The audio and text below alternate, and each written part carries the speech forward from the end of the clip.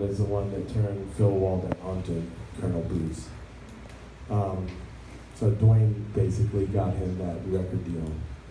And Bruce, I found out later after getting a gig with Dead and Company, was really good friends with Pigpen, because Pigpen's dad had an R&B radio show and had this insane collection of black music that most, white kids weren't even aware of, or certainly didn't have access to, probably.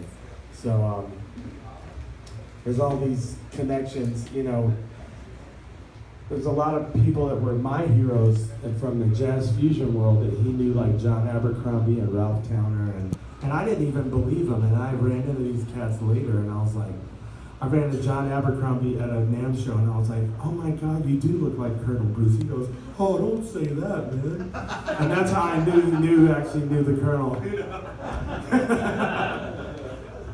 So it was, I could go on and on. There's a movie called Basically Frightened, which you should see, because all the stuff that Colonel told me, I don't know, like the most outrageous stuff turns out to be true, and then all the rest of it is complete lies.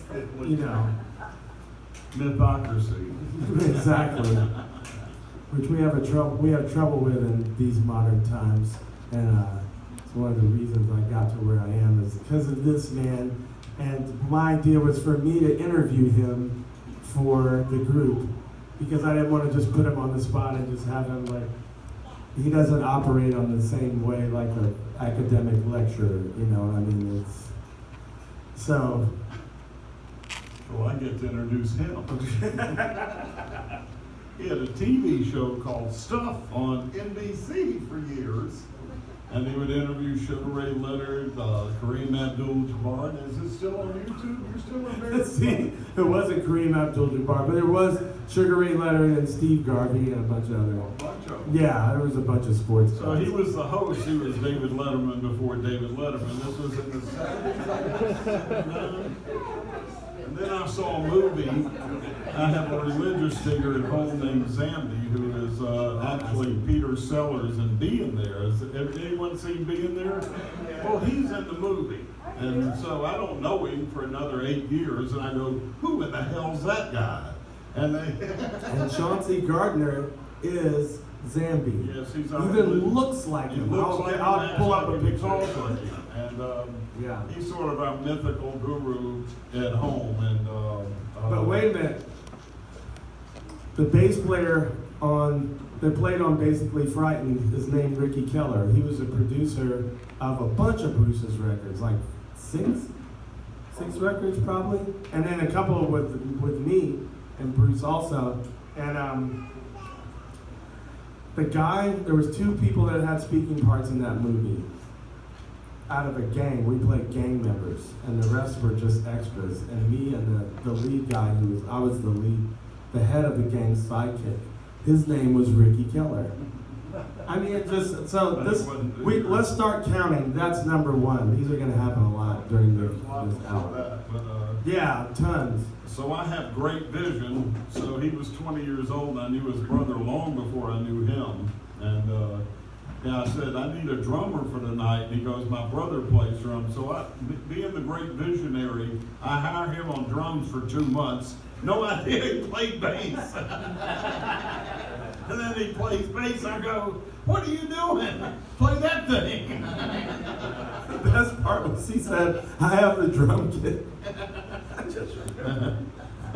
So, remember the drum kit you got me playing on? I pull up, I go, where are the drums? There's a case that's this big. And he goes, they're right there. And I was like, oh man. It sounded like the Sunday New York Where's the rest of them? So I open it up, and they're basically drum heads on rims, and this one folds out, this one folds out, this folds out, this folds out, and the bass drum folds out, and there's the drum kit. And I was like, okay, on one level, and then on another level, I hope these are going to be mic'd. I was just like that, seeing here's your drum kit in a case this big, So for our first year, we all went direct. We didn't have enough money to buy amps. We played center stage like that. 1,000-seaters and such. We had no amps, so we went direct. Remember we opened for Steve Morrison, the bass player, had this amp. It goes up to here, and he goes, where's your amp? I go, it's right there, and I pointed at the DI box, and he just walked off like, you know. And we crushed that gig too. We had no problem with volume. It was direct for the first year. And, all right, so let me start asking you questions. I'm going to lead you, if you don't mind. no, sir. I mean, of course, we're going to meander and get lost. Yeah, that's the whole thing. I'm going to interview you for this thing. Unless you want to just go. No. If you want to go, go. We do anything? No questions from people under 22. Okay, for the record, just before we even start this, the man is a comedian first. Well, I don't know about that, but it's right up there in the top 3, equal with musician and extraterrestrial. So, No, I'm an ET. There's a big difference. I didn't say alien, I said extraterrestrial. Oh, good. Yeah, Donald Trump's an alien to this. So whenever I ask him a question, part of it might be a joke, it might be a joke that's totally the truth, it might be a complete lie, but it's, you know, just, I'll help you decipher. Okay, first question. And this could be a short answer question. This actually could be a yes or no. Do you think that everything is connected? Yeah. Okay. 1 and 1 is 2, but what's 1? Okay. It's all connected. Yeah, he's still got him, all right. When I first met you, Bruce has a whole nother language that he talks. Where it's English, but it's a code like everybody has. It's Yeah. from my home planet. That answers my later question. What planet is it? And what does Braytoganib mean? Universal peace or canoeist. Use either one. For some reason, it's important. I'm telling you, maybe even after we die, you'll find out they'll be like, dude, the canoeist part, you know, it's a kidding. Okay, when I first met you, you used these terms face and butt when you describe music, and you would say some music had too much face, or some music didn't have enough butt, or it had a good mixture of face and butt, so you liked it, you know, or can you explain what that means to people? You could probably explain it better since you know the English language. You understand. Well, I understood when you know. To communicate's a hard thing, okay? But face is when you're not playing from your heart. You got enough chops to show, hey, I'm good. And I really hate good. I don't want to hear good anymore. I want to hear this.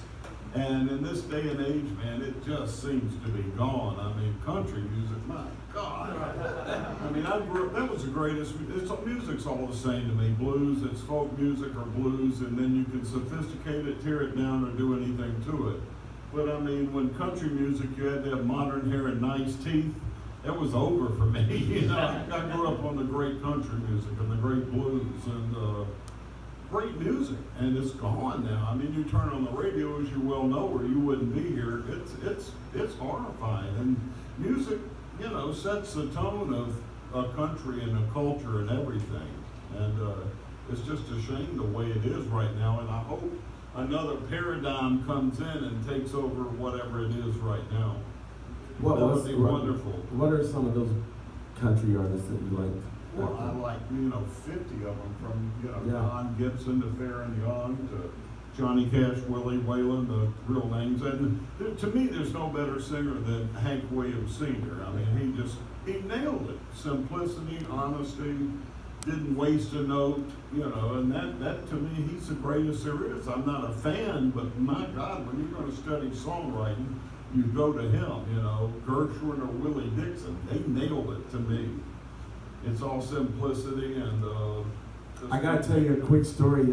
Since you mentioned Willie Dixon, when I first started playing with the Dead, Bob Weir told me about this experience he had writing with Willie Dixon, and he was like, "Oh my God, I'm gonna get to write a song with Willie Dixon." It's just, take me now, Lord. And he said, Willie's like, "Yeah, I got something I've been working on." Probably pulled it out of his peg leg, And he hands it to him, and Bob reads it and he's like, oh my God, this is terrible. And he's like, what am I gonna do? You know, so he's got two emotions going on. Like, I thought this was gonna be this epic thing, and then, you know, and also we have to get this done for whatever recording, and it's terrible. And so he doesn't say anything, and he just tries to start working on it, and he goes, well, let me hear, you know, like, sing it to me, you know, so I can hear how you're feeling it. And he said Willie just started playing it, and it was like the best verse, the most important verse of the Bible. And he was like, it was such a revelation to him as far as writing music, you know. So it perfectly illustrates what you're talking about. Like, you know, it didn't have the face, all this intellectual, like intellectually it looked like garbage. And then when it came out, it just was like unbelievable. I don't want to one-up you, but I have the greatest music story ever. Come on. I think it was 1973, and we were opening, unfortunately, to John Lee Hooker. Oh, And I go, uh-oh. So, you know, he's one of my favorites. I think he's one of the great songwriters, too. So I go in there and I go, Mr. Hooker, I can't wait to hear your music. He goes, I ain't here for no music. I'm here to put the devil in the room. I mean, that's the greatest quote I ever did. So we go in the dressing room. He has Freddie Belo playing drums, and he has Willie Dixon playing bass. And all of a sudden, did I ever tell you the story? And Willie Dixon rolls up his pant leg and has an ashtray built in his wooden leg and flips a cigar. I mean, that was the Shroud of Turin right there. That's my greatest musical moment, probably. remember when Johnny Shines opened for us for the Aquarium Rescue? This guy was touring with Robert Johnson. He was on the train with Robert Johnson for years, and he opened for us, and which was embarrassing, one of the greats of all time. And we got up there, and he got his pick caught in his slide, and he couldn't play. So Jimmy Harrigan and Oteil and Cypher up there trying to get the pick out. I went into his dressing room afterwards, and he was in his underwear, and I'm like, oh, I'm sorry. And he's like, oh, come on in. I think he had suspenders, like big boxer shorts with big polka dots. And I'm like, I'm having a moment right now. And so I was like, you know, who's your favorite guitar player? Thinking, you know, he was going to tell me stories about Robert Johnson. He goes, son, I probably don't know who he is. It's a man by the name of Charlie Christian. That's and I was amazing. like, wow. So again, this connection between blues and jazz we were talking about yesterday with Bruce Katz, he helped me make this connection, you know. Staying there with a man that toured with Robert Johnson, and his favorite guitar player was Charlie Christian. Right? About as heavy as it gets. Yeah. Yeah. Oh, it's gonna get so Heavy, we're just getting started. Oh. Okay.